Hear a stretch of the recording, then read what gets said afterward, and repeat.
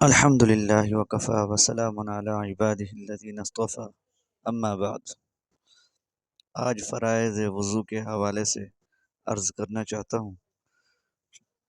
اللہ تعالیٰ نے قرآن پاک کے اندر اس کی تفصیل بیان کی ہے۔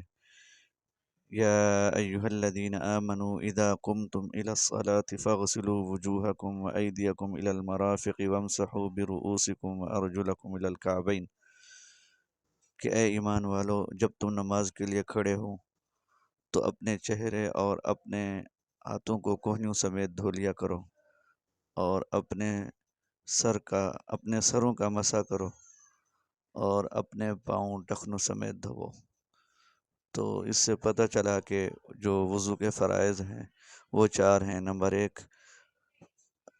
چہرے کا دھونا، نمبر 2 دونوں ہاتھ کوہنیوں سمیت دھونا، نمبر 3 چوتھائی سر کا مسح کرنا، پورے سر کا مسح کرنا۔ یہ سنن وضو میں ہے، سنتوں میں سے ہے، اور چوتھائی سر کا مسح کرنا یہ فرض ہے، اور اسی طرح دونوں پاؤں ٹخنوں سمیت دھونا۔